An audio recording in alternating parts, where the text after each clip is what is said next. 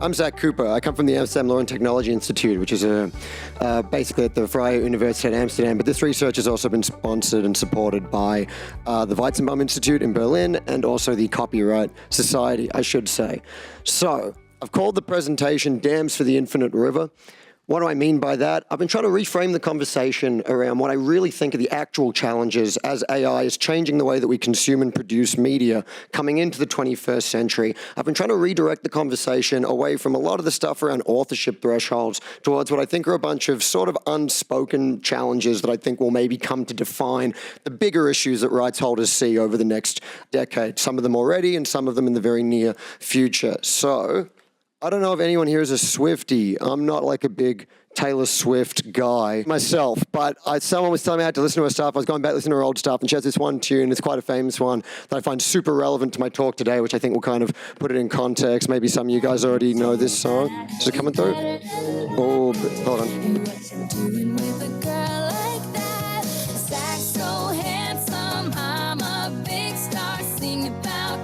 The rights in Geneva.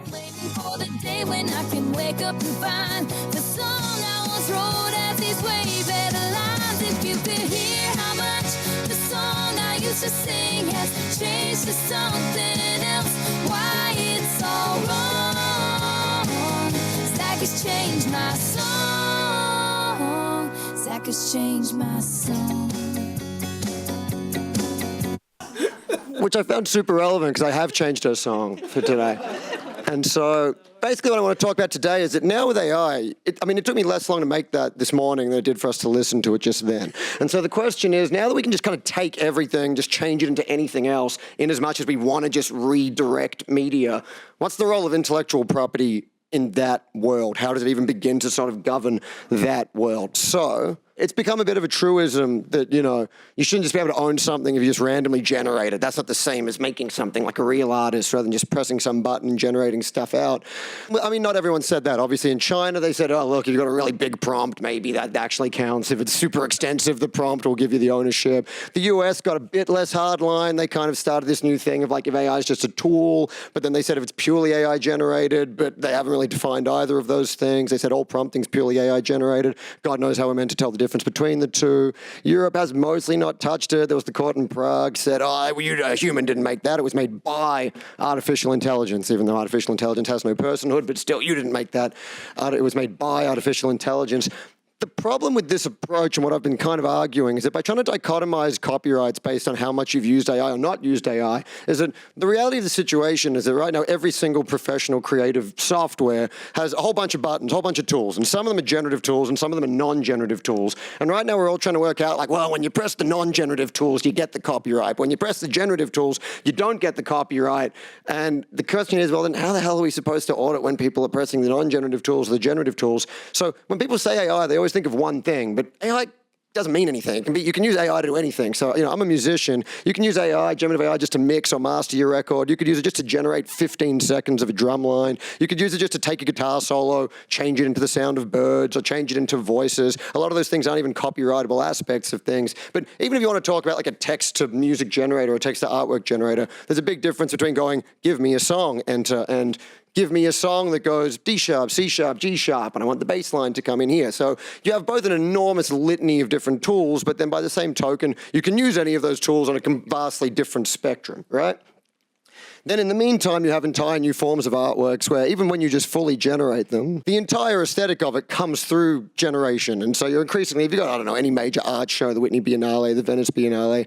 So actually just generating things is creating entirely new forms of artwork. So just saying you've generated something, it's not really a stand-in for, it's some slop that some idiot's made without any thought put into it. And you also have people that are making these new forms of works. People like the Dada bots, where the model becomes the work itself and they just stream infinitely.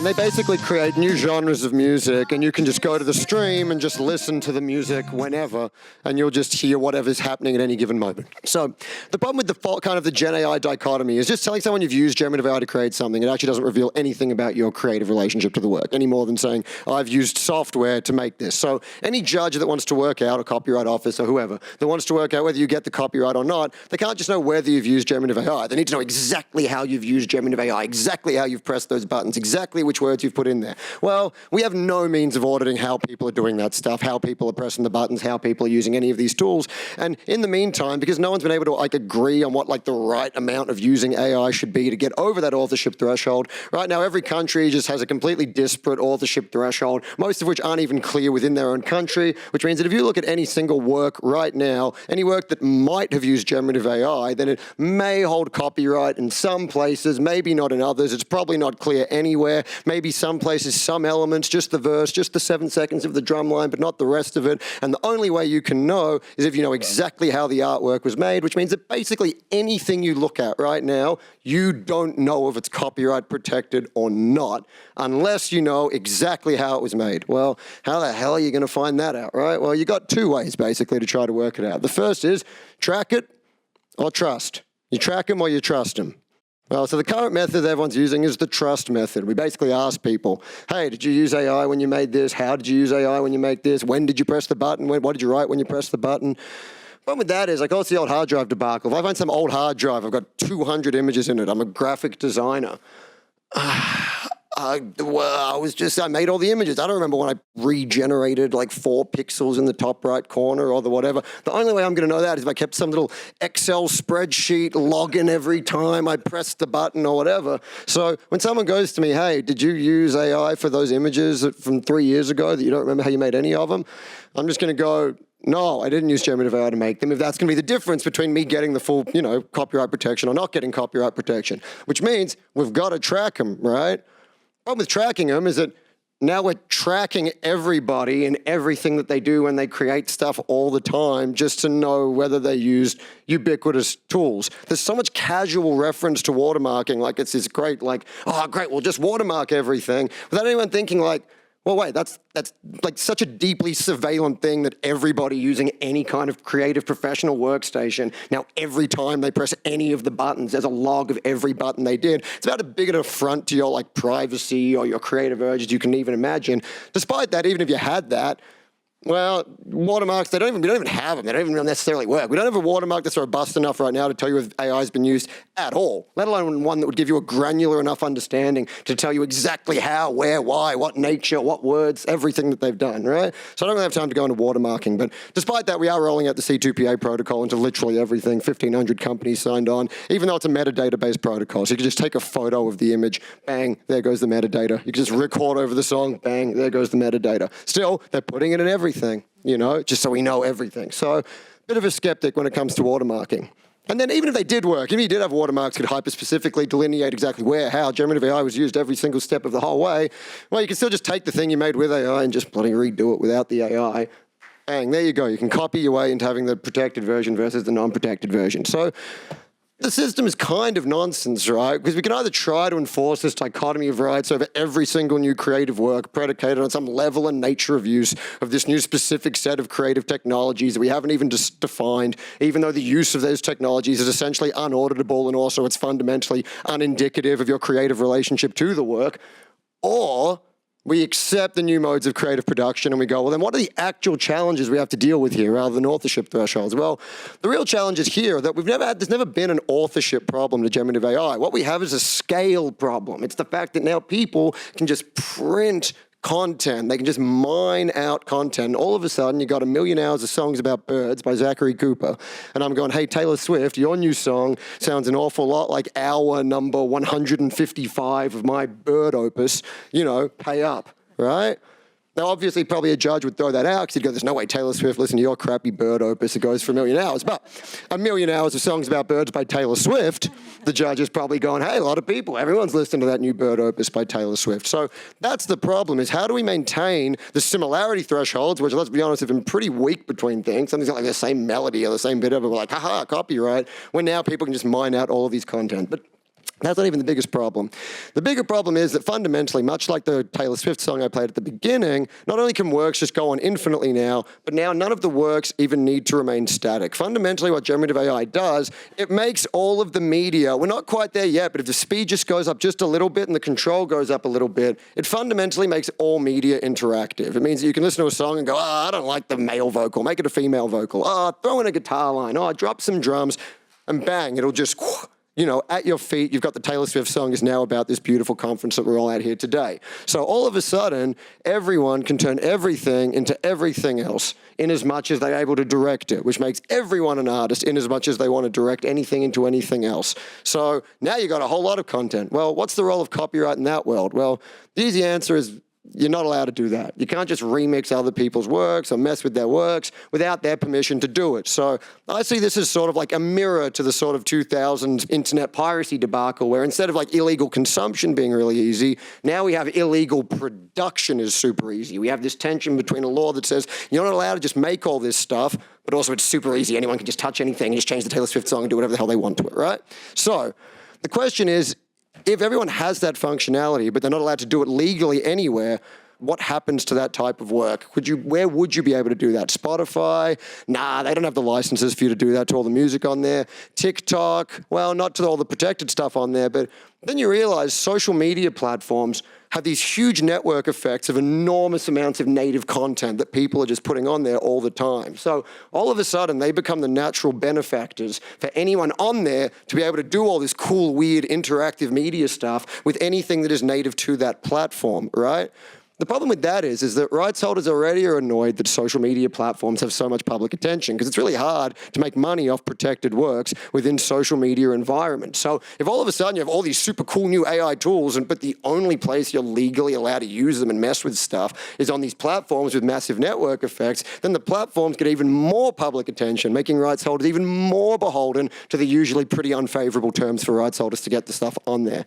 So musicians are a very obvious example of that. 70% of European musicians not satisfied with streaming royalties. You need an estimated 10 million streams with a 50-50 label split to get US federal minimum wage. Still, all the musicians are on Spotify. Why? Because if you're not there, you might as well be dead, right? So they go on there and you hope, well, once you've got 10 million streams, probably your minimum wage, you're pretty famous at that point, probably your minimum wage is not your main source of revenue if you've got 10 million people listening to you. So increasingly content within these platforms has sort of become a bit of an ad for you, and then you try to monetize that elsewhere. Advertising, merch, branding, live shows if you're a musician.